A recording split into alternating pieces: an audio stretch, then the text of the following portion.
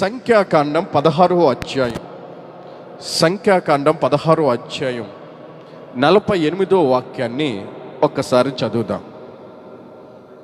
అతడు చచ్చిన వారికిని బతికియున్న వారికిని మధ్యన నిలవబడగా తెగులు ఆగెను. ఏమని రాయబడి ఉంది? మీరు పాయింట్ నోట్ చేసుకోండి. తెగులు ఆగెను. నెంబర్ 1. నెంబర్ 2, సంఖ్యాకాండం 25వ అధ్యాయం 8వ వాక్యం. 25వ అధ్యాయం.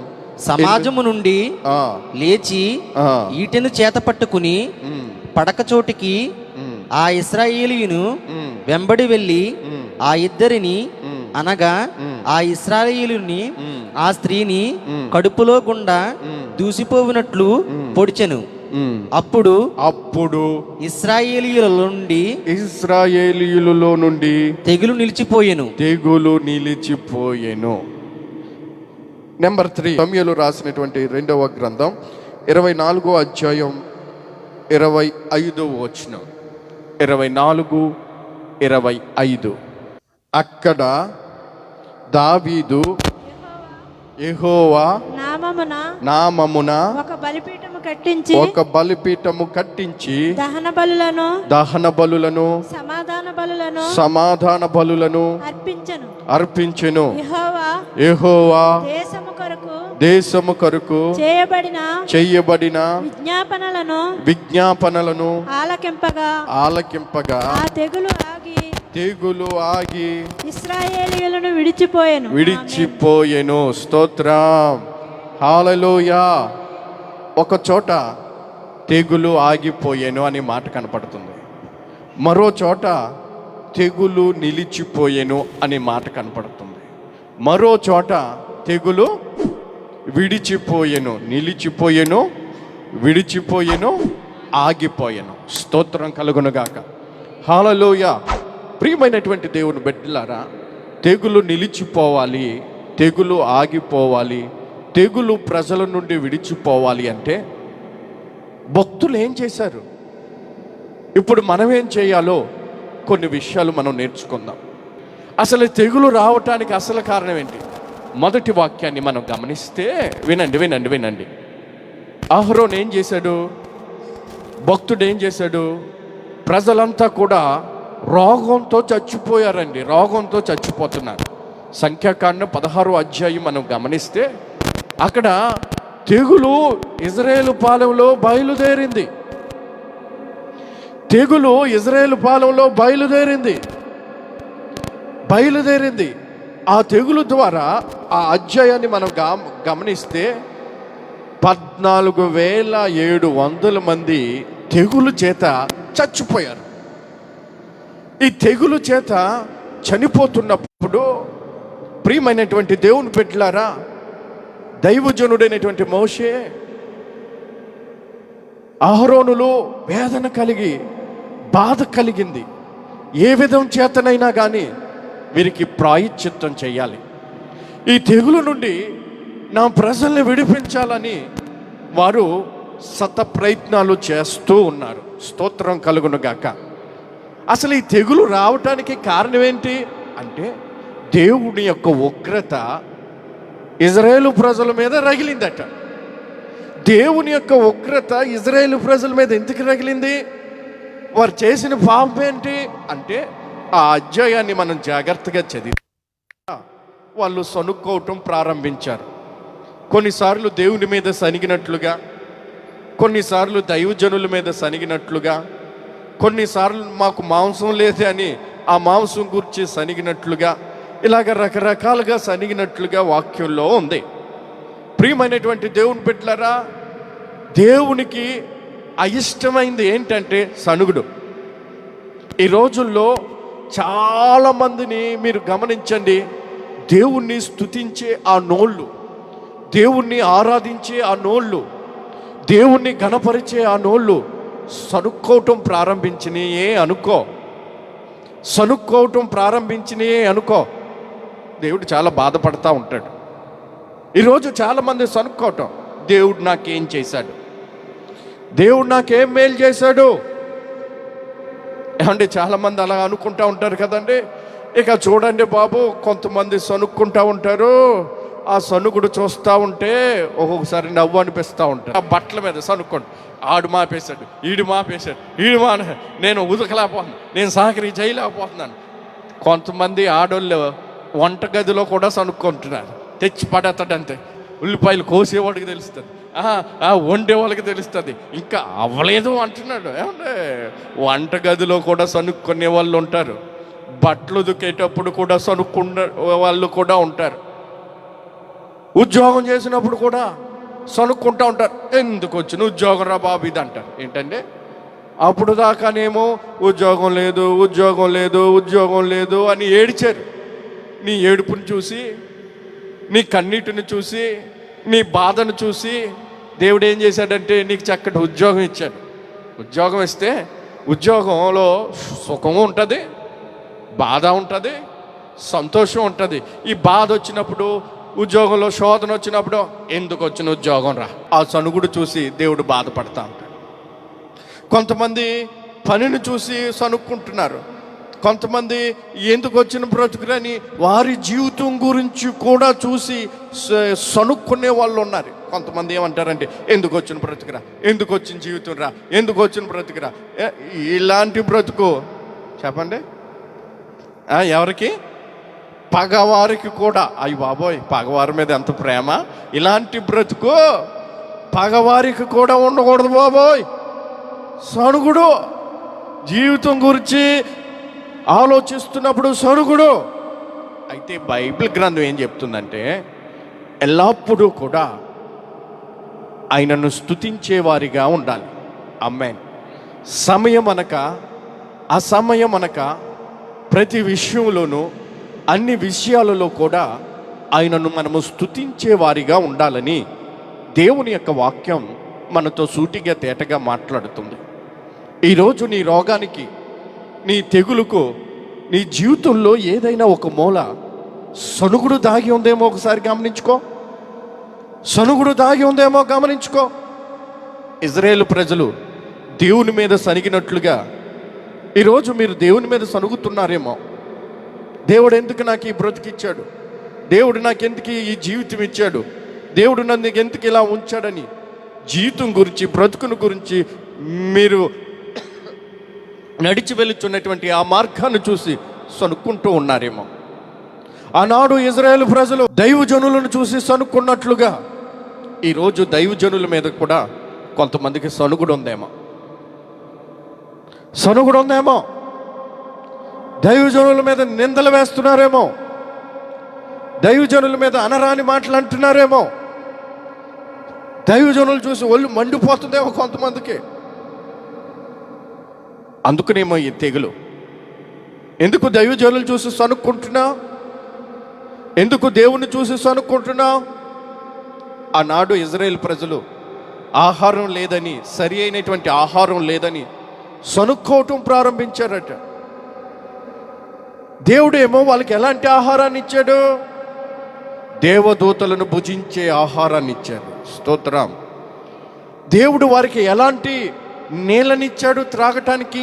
బావుల్లో నుండి ఊరే నీళ్లు కాదు, చీల్చబడినటువంటి బండలో నుండి వస్తున్న నీళ్లు, శ్రేష్టమైనటువంటి నీళ్లు, తీయనిటువంటి నీళ్లు, మధురమైనటువంటి నీళ్లు వారికి ఇస్తే ఆ దేవదూతల ఆహారాన్ని చూసి ఇది చవి చారం లేనటువంటి ఆహారం అని కొట్టుపాడేశారే.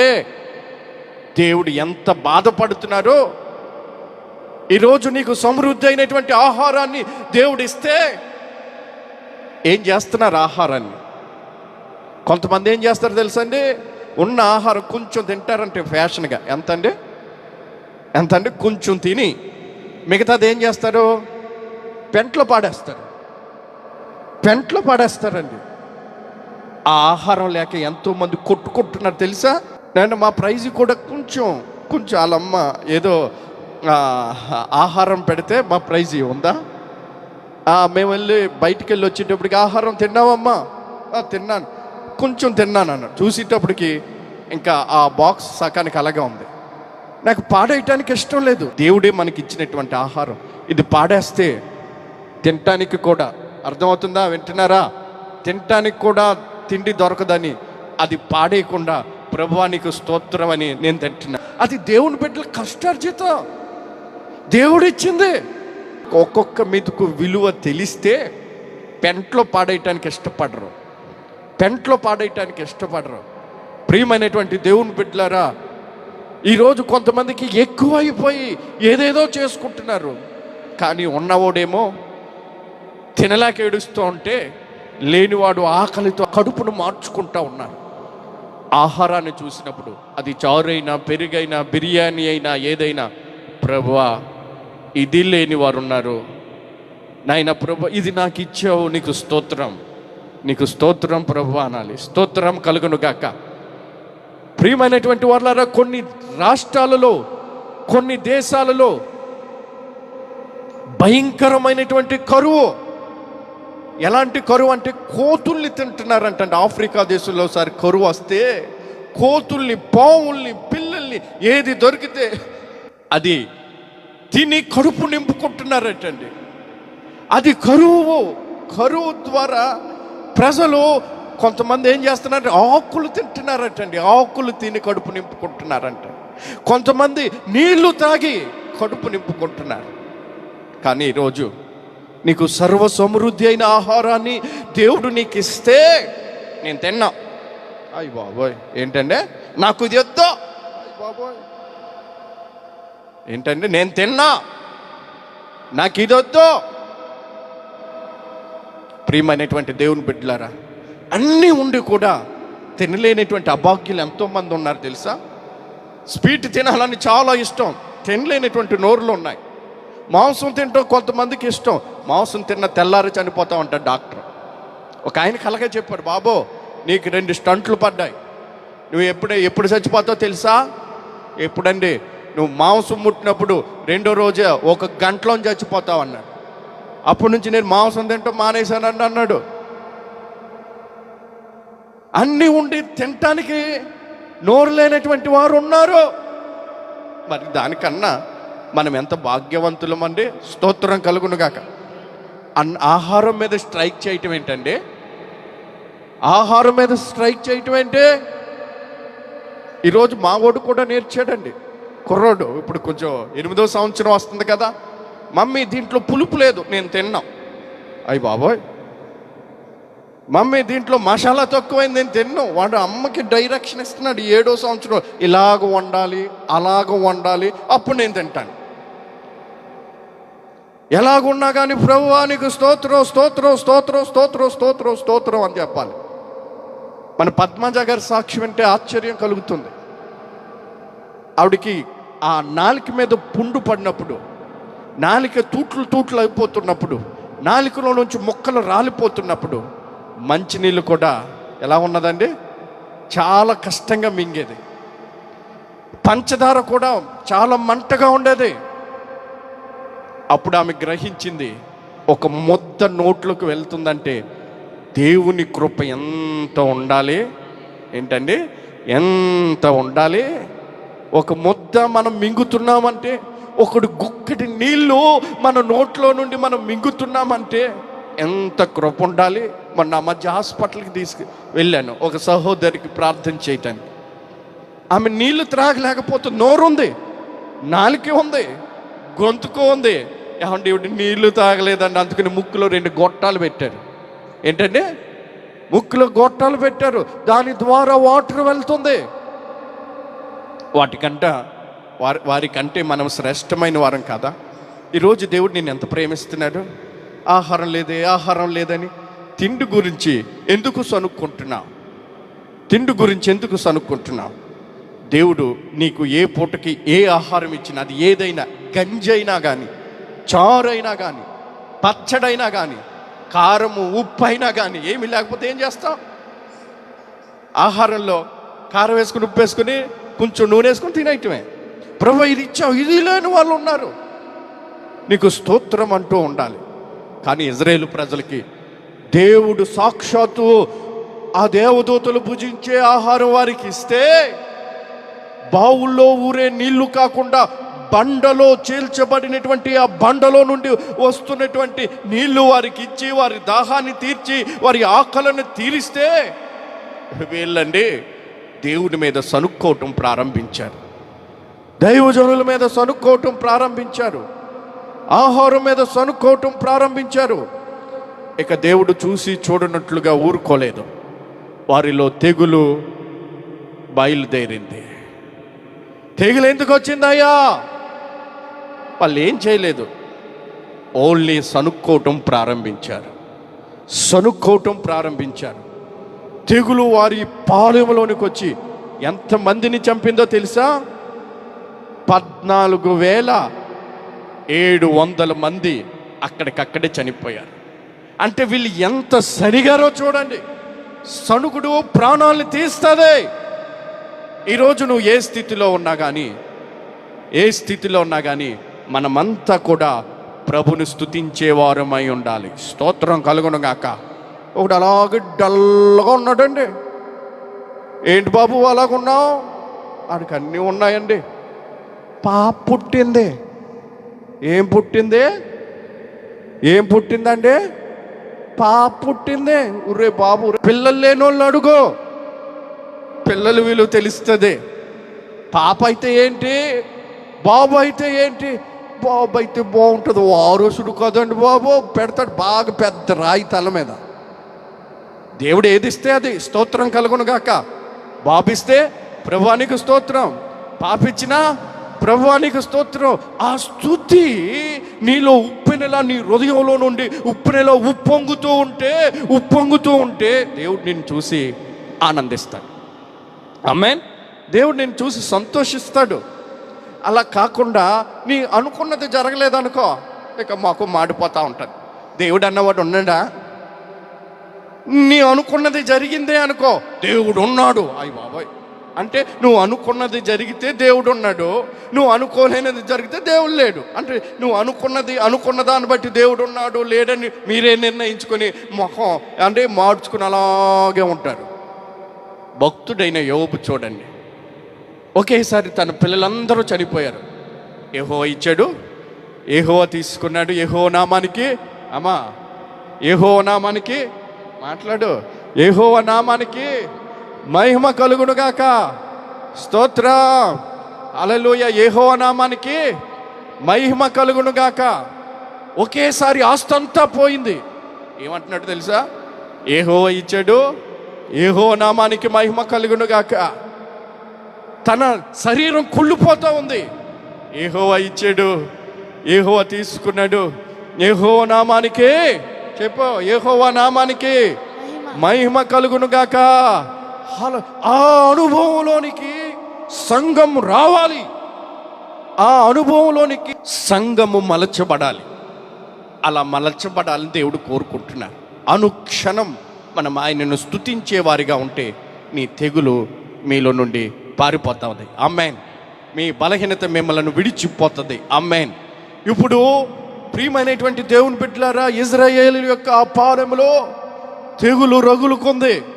తెగులు వ్యాపించి ఇంచుమించుగా 14,700 మంది అక్కడికక్కడే మరణిస్తే వీళ్ళు ఏం చేయాలి అని మోషే అహరోనులు ఆలోచించి ఏం చేశారంటే, ఇటు చచ్చిన వారికి ఇటు బ్రతికిన వారికి మధ్యలో నిలబడ్డారు. స్తోత్రం కలుగును గాక. వీరేం చేశారంటే, చచ్చిన వారికి బ్రతికిన వారికి చచ్చిన వారికి మధ్యలో నిలబడ్డారు. అలా నిలబడినప్పుడు వాక్యం ఏమంటుందంటే, తెగులు ఆగెను. Amen. Praise the Lord. Ezekiel గ్రంథం 22వ అధ్యాయం 30వ వాక్యం ఒక్కసారి చదవండి. 22వ అధ్యాయం 30వ వాక్యం. నేను దేశమును పాడు చేయకుండునట్లు ప్రాకారమును దిట్టపరుచుటకును బద్దలైన సందులలో నిలుచుటకును తగిన వాడెవడని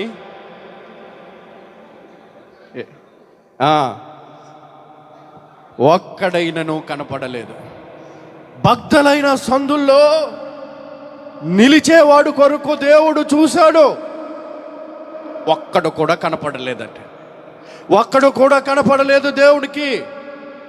ఇక్కడ మనం గమనిస్తే అహరోను దైవజనులు చచ్చిన వారికి బ్రతికిన వారికి మధ్యలో నిలబడినప్పుడు వాక్యం చెప్తుంది, వాక్యం సెలవిస్తుంది, తెగులు ఆగిపోయెను. ఆమేన్. తెగులు ఆగిపోయెను. ఈరోజు దేవుడు చూస్తున్నప్పుడు ఆ భక్తులైన సందుల్లో ఎవరైనా నిలుస్తారా అని చూస్తూ ఉంటే ఒక్కడు కూడా నిలవలేదటండి. ఏమైపోయారు? అయ్యా మాకు ఉద్యోగం ఉందండి, మేము నిలవలేమండి ఆ బద్దలైన సందుల్లో. అయ్యా నాకు కుటుంబం ఉందండి, అయ్యా మా కుటుంబం ఉంది, ఆ బద్దలైన సందుల్లో మేము నిలబడటానికి మాకు టైం లేదండి. అయ్యా మా ఇంట్లో చాలా కార్యక్రమాలు ఉన్నాయి, ఆ బద్దలైన సందుల్లో నిలబడటానికి మాకు టైం లేదండి. అయ్యా మాకెన్నో కార్యక్రమాలు ఉన్నాయి, ఆ బద్దలైన సందుల్లో నిలబడటానికి మాకు టైం లేదండి, మాకు ఖాళీ లేదండి. దేవుడు చూస్తున్నాడు.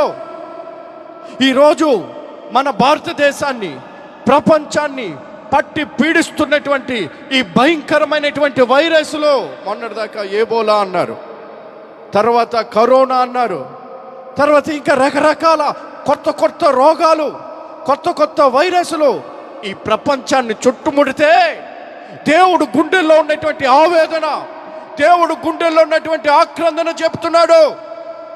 బద్దలైన సందుల్లో నిలిచటానికి తగిన వాడని నేను వెతుకుతున్నానయ్యా, ఎవడు కూడా నాకు కనపడట్లేదు. ఒక్కడ కనపడితే తెగిలి ఆగిపోతుంది. స్తోత్రం కలుగునుగా. ఆ ఒక్కరే మీరయ్యాలి. ఆమేన్. ఆ ఒక్కరే మనం అవ్వాలి. మనమంతా చెయ్యి పట్టుకొని ఆ బద్దలైన సందులలో నిలబడినప్పుడు ఈ ప్రపంచాన్ని ఏలుతున్నటువంటి కరోనే కానీ, ఈ ప్రపంచాన్ని వేలుతున్నటువంటి ఏబోలోనే కానీ, ఈ ప్రపంచాన్ని వేరుతున్న కొత్త కొత్త వైరస్లే కానీ నిలిచిపోతాయి. హల్లెలూయా. ప్రజలను విడిచిపోతాయి, ప్రజలను వదిలిపోతాయి. దేశములో మహా స్వస్థతను దేవుడు కలుగజేస్తాడు. మరి ఎంతమంది బద్దలైన సందుల్లో నిలబడటానికి ఇష్టపడుతున్నారు? బద్దలైనటువంటి సందుల్లో నిలబడటానికి ఇష్టపడితే నా ప్రియమైనటువంటి దేవుని బిడ్డలారా, ఈరోజు దేవుని యొక్క వాక్యం మీతో సూటిగా తేటగా మాట్లాడుతున్నటువంటి మాట ఏమిటి అంటే మీ సమయాన్ని కొంచెం ఆ బద్దలైనటువంటి సందుల్లో నిలబడటానికి కేటాయించండి. మీకు చాలా పనులు ఉన్నాయి, ఆ పనులన్నిటినీ పక్కన పెట్టి ఆ బద్దలైనటువంటి సందుల్లో నిలబడితే తెగులు ఆగిపోతుంది. స్తోత్రం కలుగునుగాక. ప్రియమైనటువంటి దేవుని బిడ్డలారా, సంఖ్యాకాండం 20వ అధ్యాయం మనం చూస్తే అక్కడ తెగులు ఏంటండి 8వ వచనం, తెగులు నిలిచిపోయేను అనే మాట కనపడుతుంది. తెగులు నిలిచిపోవటానికి కారణం ఏంటి? తెగులు రావటానికి కారణం ఏంటి? ఈ రెండు విషయాలు నేను మీతో చెప్పాలని ఆశపడుతున్నాను. రెండో అంశంగా, ఇజ్రాయేలు ప్రజలు పవిత్రంగా ఉండాలని, పరిశుద్ధంగా ఉండాలని దేవుని సంకల్పం. వాళ్ళు అలాగే జీవిస్తూ ఉన్నారు. మధ్యలో ఏమైందో ఏంటో ఈ ఇజ్రాయేలు ప్రజలులో ఉన్నటువంటి పురుషులు ఎవరితో జతకట్టారు అంటే మోయాబీలతో జతకడటం ప్రారంభించారు. వాళ్ళలో వీరిలో వారు పాలల్లో నీళ్ళలాగా కలిసిపోయి జీవిస్తూ ఉన్నప్పుడు దేవుడు చాలా దుఃఖపడ్డాడు, దేవుడు వేదన పడ్డాడు. ప్రియమైనటువంటి దేవుని బిడ్డలారా, ఇజ్రాయేలు పాలెంలోనికి ఒక వ్యక్తి ఏం చేశాడంటే ఏకంగా ధైర్యంగా ఆ మోయాబు స్త్రీని తీసుకొచ్చేసి పెండ్లాడాడు. నా భార్య అని అందరికీ చెప్పుకుంటున్నాడు. ఇలా చెప్పుకుంటం కారణాన్ని బట్టి తెగులు పాలెంలోనికి వచ్చేసింది. ఆ తెగులు ద్వారా ఎంతమంది చనిపోయారో తెలుసా? 24,000 మంది చనిపోయారు. ఒక్క సనుగుడు వల్ల 14,700 మంది చనిపోతే ఇజ్రాయేలు పాలెంలోనికి మోయాబు స్త్రీని ఒక వ్యక్తి తీసుకొచ్చినప్పుడు దాని ద్వారా తెగులు పాలెంలోనికి వచ్చింది. దాని ద్వారా ఎంతమంది చనిపోయారంటే 24,000 మంది చనిపోయారు. 24,000 మంది చనిపోయారు. ఫినెహాసు చూశాడు. దేవుని యందు ఆసక్తి కలిగినటువంటి వ్యక్తి, దేవుని ఎడల రోషం కలిగినటువంటి వ్యక్తి. నేను ఇంకా ఇలాగ చూస్తూ ఉంటే ఇంకా ఇప్పుడు 24,000 మంది చనిపోతారు, రేపు 50,000 మంది చనిపోతారు, ఎల్లుండి 1,00,000 మంది చనిపోతారు. నేను ఇలాగ చూస్తూ ఉంటే ఇక లక్షల మంది చనిపోతారు. ఈ రోగానికి, ఈ వ్యాధికి, ఈ వైరస్కి నేను ఫుల్ స్టాప్ పెట్టాలని ఏం చేశారో తెలుసా? ఆ మోయాబీలు స్త్రీని, ఆ వ్యక్తిని తీసుకొచ్చి ఒకేసారి ఒక ఏటను తీసుకొచ్చి చంపేశాడు. అలా చంపగానే వాక్యం ఏం చెప్తుంది చెప్పండి? తెగులు నిలిచిపోయేను. స్తోత్రం కలుగును గాక. తెగులు నిలిచిపోయేను. హల్లెలూయా, హల్లెలూయా. ఈరోజు ఈ భారతదేశంలో, ఈ ప్రపంచ దేశాలలో ఉన్నటువంటి ప్రతి మూలలో జరుగుతున్నటువంటి అక్రమాలను, అతిక్రమాలను, పాపాలను, అన్యాయాలను మనిషి ఆపు చేస్తే తెగులు తప్పకుండా నిలిచిపోతుంది, తెగులు తప్పకుండా ఆగిపోతుంది. తన ప్రజలను దేవుడు సంపూర్ణంగా స్వస్థపరుస్తాడు. దేవుని యొక్క స్వస్థత దేశం మీదకి, ప్రపంచం మీదకి వస్తుంది. ప్రైజ్ ది లార్డ్, హల్లెలూయా.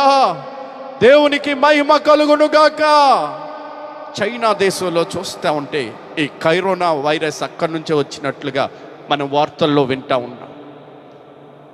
వాళ్ళు దేవుడు నిషేధించినటువంటి మాంసాహారాన్ని భుజించారు. కుక్కల్ని తిన్నారు, పందుల్ని తిన్నారు, పాముల్ని తిన్నారు, కోతుల్ని తిన్నారు. ప్రియమైనటువంటి వాళ్ళరా, వాళ్ళు ఎలా తిన్నారు అంటే అది చూసినప్పుడు గుండె ద్రవించిపోతుంది. ఎంత రాతి గుండె అయినా కానీ కరిగి నీళ్ళు అయిపోతాయండి. బ్రతికున్నటువంటి కుక్కను నేను వాళ్ళు తినటం చూశాను. అలాగే నీటిలో అలాగే దించి అది విలవిల కొట్టుకుంటే దాన్ని ఇలాగ తీసి తింటుంటాయి. ఎంత బాధకరమైనటువంటి విషయం అండి. ఒకవైపు చేప బ్రతికే ఉంది, ఆ బ్రతికి ఉన్న చేపను నీటిలో వేస్తూ ఉంటే ఒకవైపు ఇలా గిలగిలా కొట్టుకుంటా ఉంటే దాని మాంసాన్ని తిని ఎలా ఆరగిస్తావు. బ్రతికి ఉండగానే మాంసాన్ని తిన్నారు, జంతువుల్ని హింసించారు. ఎలా హింసించారంటే క్రూరంగా హింసించి తిన్నారు. చిన్న చిన్న పిల్లల్ని, అప్పుడే పుట్టినటువంటి జంతువులు కూడా వారు తిన్నారు.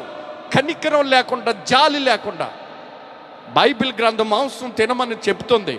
ఎలా తినమని చెప్తుందంటే రక్తాన్ని భూమి మీద చిందించి ఆ తరువాత తినమని చెప్తుంది. కొన్ని ఆహార పదార్థాలు బైబిల్ నిషేధించింది. మీరు పంది మాంసం తినకూడదు, గబ్బలాలను తినకూడదు, తర్వాత పొలుసు లేనివి తినకూడదు. వాళ్ళన్నీ తిన్నారు. ప్రియమైనటువంటి వాళ్ళ నేను అనుకుంటున్నాను, ఈ మోగ జీవులన్నీ కూడా దేవునికి మొర్రపెట్టుంటాయి. నా ప్రభువా మమ్మల్ని రక్షించు, మేము మోగవాళ్ళం, ఈ మోగ ఆక్రందన విను ప్రభు అని ఎన్నో సంవత్సరాల నుండి ఆ మోగ జీవులు మొర్రపెట్టుండొచ్చు. ఆ ప్రార్థనా ఫలితంగానేమో ఈ కరోనా వైరస్ చైనాలో ప్రవేశించింది. ఇప్పుడు చైనా ఒక నిర్ణయం తీసుకుంది, జంతువులను ఎవరు కూడా తినకూడదు. చేపలు కొట్టండి, స్తోత్రం కలుగును గాక. హల్లెలూయా. ఈ కొత్త వ్యాధులు ఎందుకు వస్తున్నాయంటే మనిషికి మితి మీరిన జ్ఞానం పెరిగిపోయింది, తలకి మించిన జ్ఞానం పెరిగిపోయింది. రకరకాల రుచులకి మరిగిపోయాడు. అది చేస్తే ఎలా ఉంటుంది, ఇది చేస్తే ఎలా ఉంటుంది అంటున్నారు. దాని ఫలితంగా పుట్టుకొస్తున్నవే ఇవి కొత్త వైరస్లు. ఈరోజు ప్రభు నీతో సూటిగా తేటగా మాట్లాడుతున్నటువంటి మాట ఏమిటి అంటే ఆ యొక్క పాపాన్ని మీరు పరిహరిస్తే తెగులు ఆగిపోతుంది. ఆమేన్, ఆమేన్. నిన్ను పరిపాలిస్తున్నటువంటి దానిని నువ్వు ఖండిస్తే, దాన్ని దూరం చేస్తే తెగులేమైపోతుంది, ఆగిపోతుంది. స్తోత్రం కలుగును గాక. అప్పుడు తెగులు ఆగిపోయింది. మూడో అంశంలో మనం చూసినప్పుడు అక్కడ కూడా తెగులు వచ్చినట్లుగా సమూయేలు గ్రంథం 24వ అధ్యాయం 25వ వచనం మనం చదివితే అక్కడ ప్రజలండి ఎంతమంది చనిపోయారంటే తెగులు చేత 70,000 మంది చనిపోయారు. ఎంతమంది చనిపోయారండి? ఒక చోట 14,700 మంది చనిపోయారు, మరో చోట 24,000 మంది చనిపోయారు తెగులు చేత. ఈ అధ్యాయంలో ఎంతమంది తెగులు చేత చనిపోయారు? 70,000 మంది 24 గంటల్లో చనిపోయారు. మామూలుగా చనిపోలేదు, ఒక బాంబు విసరటం ద్వారా చనిపోలేదు, ఒక ప్రళయం వచ్చటం ద్వారా చనిపోలేదు, ఒక ఉపద్రవం రావటం ద్వారా చనిపోలేదు. కేవలం వీళ్ళు ఎలా చనిపోయారు?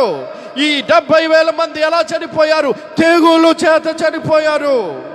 ఆ 24,000 మంది ఎలా చనిపోయారు? తెగులు చేత చనిపోయారు. 14,700 మంది ఎలా చనిపోయారు? తెగులు చేత చనిపోయారు. ఈ 70,000 మంది తెగులు ఎలా వచ్చింది అంటే అది దావీదు ద్వారానే వచ్చిందని చెప్పాలి. దావీదుకి మనసులో ఒక కోరిక వచ్చింది. యోవాబును పిలిచి, యోవాబు, మన దేశంలో బలం ఎంత, మన దేశంలో శక్తి ఎంత, జనుల్ని లెక్కించటం ప్రారంభించు అన్నాడు. యోవాబుకి గుండెల్లో గుచ్చుకుంది. జనుల్ని ఎందుకు నువ్వు లెక్కించమంటున్నావు? ఇంతవరకు జనుల యొక్క బలం చేత మీరు యుద్ధాలు చేశారా? జనుల యొక్క బలం చేత దేవుడు మనకు జయం అనుగ్రహించాడా? ఎందుకు లెక్కించమంటున్నావు అన్నట్లుగా యోవాబు రాజుతో మాట్లాడాడు. రాజు గట్టిగా చెప్పటం ద్వారా ఇక జనులు లెక్కించటం ప్రారంభించారు. బెహెర్షెబా నుండి దాను వరకు ఎంతమంది వీరులు ఉన్నారో వీరులందరినీ లెక్కించి దావీదుకు లెక్క అప్పజెంపిన మరుక్షణమే ప్రజల్లో తెగులు మొదలుకొంది, తెగులు రేగింది, తెగులు బయలుదేరింది. 24 గంటల్లోనే 70,000 మంది పెట్టలు రాలినట్టు రాలి చనిపోయారు. అదో రకమైన వైరస్ వెంటనే అక్కడ విజృంభించింది. కారణం ఏమిటి? దేవుడి మీద ఆధారపడవలసినటువంటి దావీదు తప్పు చేశాడు.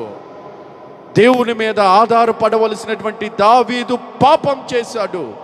దాని ఫలితంగా అక్కడ ప్రజలు 70,000 మంది తెగులు చేత చనిపోయినట్లుగా వాక్యంలో రాయబడింది.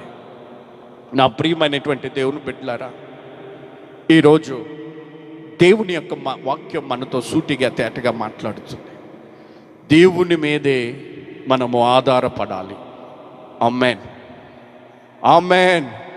దేవుని మీద మనము ఆధారపడినప్పుడు మనం ఒక వాగ్దానం ఉంది, ఏ తెగులు కూడా నీ గుడారాన్ని సమీపించదు. స్తోత్రం కలుగునుగా.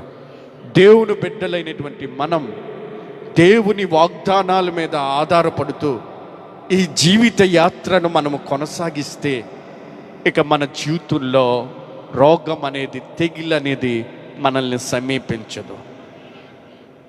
ఈరోజు దేవుని మీద ఆధారపడవలసినటువంటి దావీదు ప్రజల మీద ఆధారపడ్డ కారణము చేత దేశంలో తెగులు రగులుకున్నట్లుగా, వ్యాపించినట్లుగా వాక్యంలో మనం చూడగలం. దావీదు అలాగ చూస్తూ ఉంటే ఈరోజు 70,000 మంది అయ్యారు, రేపు 1,00,000 మంది అవుతారు, ఎల్లుండి 2,00,000 మంది అవుతారు. ఇప్పుడు ఈ తెగులు ఆగిపోవాలి. ఏం చేయాలి?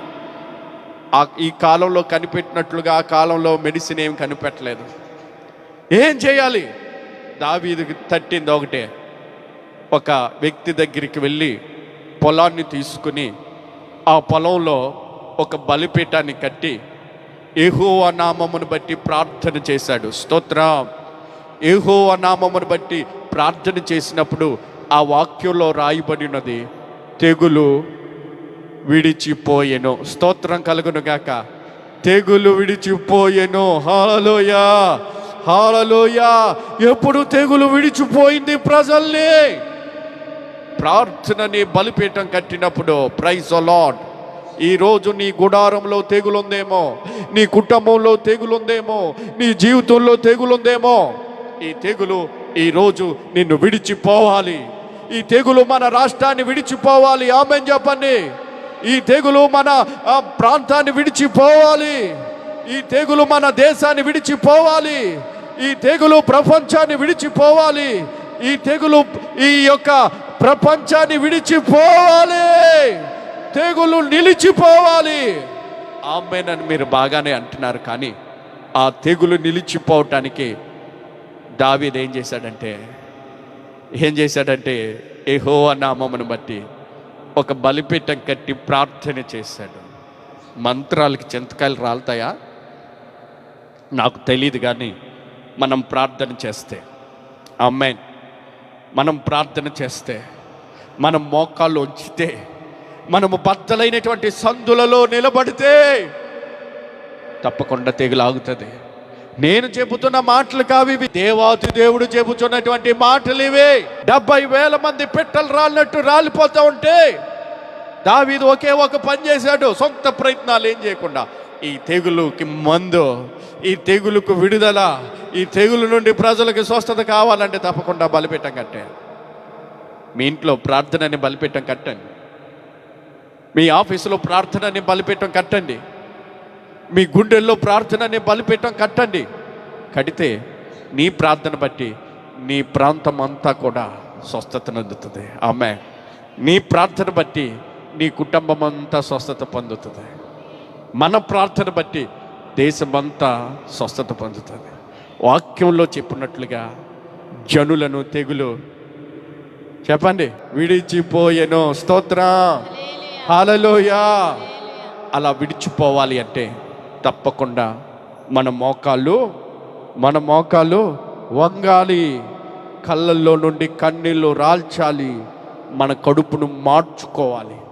ఈ 3 అనుభవాలు జరిగితే తెగులు చెప్పండి ఆగిపోయెను, తెగులు నిలిచిపోయెను, తెగులు విడిచిపోయెను. ఈ అనుభవాలు మనం కనులారా చూద్దాం. ఆమేన్. దయచేసి అందరూ లేచి నిలబడండి. ఈరోజు పరిశుద్ధాత్మ దేవుడు మనతో సూటిగా తేటగా మాట్లాడాడు. ఈరోజు తెగులు నిలిచిపోవాలి, తెగులు విడిచిపోవాలి, తెగులు ఆగిపోవాలి అంటే దేవుడు కోరుకున్నాడు, దేవుడు ఆశపడుతున్నాడు. బద్దలైన సందుల్లో నిలబడాలి, బద్దలైన సందుల్లో నిలబడాలి. నైనా నేను కూడా బద్దలైన సందుల్లో నిలబడతానయ్యా. నైనా 14,700 మంది తెగులుతో చనిపోతున్నప్పుడు అహరోను బద్దలైన సందుల్లో నిలబడ్డాడయ్యా. 14,700 మంది చనిపోతున్నప్పుడు నైనా ప్రభువా ఫిన్హాసు ప్రాయశ్చిత్తం చేసి తెగులును ఆపగలిగాడు ప్రభువా. 70,000 మంది తెగులు చేత, వైరస్ చేత చనిపోతున్నప్పుడు దావీదు బలిపీఠం కట్టి నీకు ప్రార్థన చేసి తెగులు ఆగిపోయేటట్లు చేశాడయ్యా. అయ్యా ఇప్పుడు నేను బద్దలైన సందుల్లో నిలుస్తాను ప్రభువా, బద్దలైన సందుల్లో నేను నిలబడతానయ్యా. మా దేశాన్ని పట్టి పీడిస్తున్న ఈ కరోనా వైరస్ నుండి విడిపించండి, భయంకరమైనటువంటి రోగాల నుండి విడిపించండి. ప్రార్థన చేయండి.